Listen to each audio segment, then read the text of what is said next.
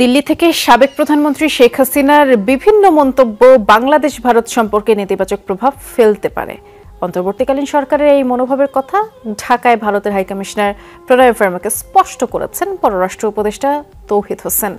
বলেছেন, তিস্তা নদীতে যতটুকু পানি আছে তার ন্যায্য হিস্সা চায় বাংলাদেশ। আর দুই দেশের সরকার আন্তরিক হলে সীমান্তে মানুষ হত্যা পুরোপুরি বন্ধ করা সম্ভব বলেও জানান তিনি। এদিকে জনগণের আকাঙ্ক্ষা ও নিরাপত্তা ইস্যুতে বর্তমান সরকারের সাথে কাজ করার প্রত্যয় জানিয়েছেন ভারতীয় হাইকমিশনার। সিলন ফ্যামিলি ব্লেন্ডের কড়ালিকার আর সতেজ স্বাদের পারফেক্ট ব্লেন্ডে স্বপ্নেরা মিলুক টানা।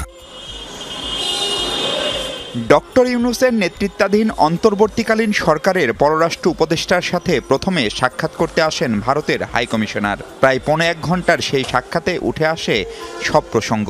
হাইকমিশনার জানান, দুদেশের জনগণের স্বার্থেই ঢাকার পাশে থাকবে দিল্লি। অন্তর্বর্তীকালীন সরকারের সাথে কাজ চালিয়ে যেতে চাই আমরা। দুদেশের মানুষের স্বার্থ ও নিরাপত্তার জন্য একসাথে কাজ করব আমরা। পরে ব্রিটিশ হাইকমিশনার দেখা করেন উপদেষ্টার সাথে। প্রত্যাশা, সুশাসন ও জবাবদিহিতা প্রতিষ্ঠিত হবে এবার। বাংলাদেশের শান্তি, শৃঙ্খলা ও জবাবদিহিতা ফিরে আসবে বলে আমরা আশাবাদী। এ কাজে সর্বাত্মকভাবে পাশে থাকব আমরা।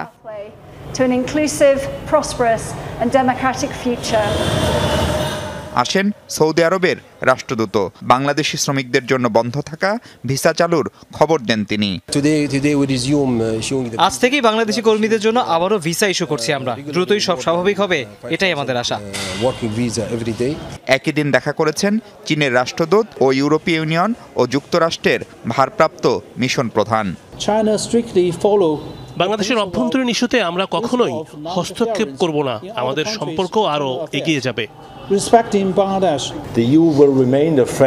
বাংলাদেশের পাশে আছি। পলাতক কেউ ইউরোপে আশ্রয় পাবে কিনা সেটি ওই দেশের ব্যাপার। পরে উপদেষ্টা জানান, সরকারকে স্বাগত জানিয়ে কাজ করার অঙ্গীকার করেছে সব দেশ। অনুরোধ করে রাজি করানো হয়েছে, এটা কিন্তু আমরা জানি। তাদের কারো রাজনৈতিক অ্যাম্বিশন নেই এবং কেউই কিন্তু বেনিফিট নেওয়ার জন্য আসেননি।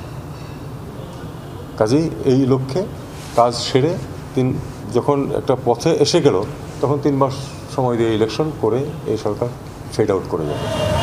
ভারতীয় হাইকমিশনারের সাথে আলাপে আসে সাবেক প্রধানমন্ত্রী শেখ হাসিনা প্রসঙ্গ। স্টেটমেন্ট প্রাক্তন প্রধানমন্ত্রীর কাছ থেকে এসেছে, যেটা আসলে এই সরকারের জন্য খুব সুবিধাজনক হচ্ছে না, স্বস্তিকর হচ্ছে না। এটাই আমরা চাই যে তিনি ভারতে বসে যেন এটা না করেন। তিস্তা ও সীমান্ত হত্যা নিয়েও ঢাকার মনোভাব জানিয়েছেন উপদেষ্টা। যে পানি কম আছে, খুবই কম আছে, ধরলাম আছে তো 100 কিউসেক পানিও যদি থাকে, তার মধ্যে 30 কিউসেক কি আপনারা আমাদেরকে দিতে পারেন? আমি এই শব্দটা ব্যবহার করেছি। মাহফুজ মিশু, যমুনা নিউজ, ঢাকা।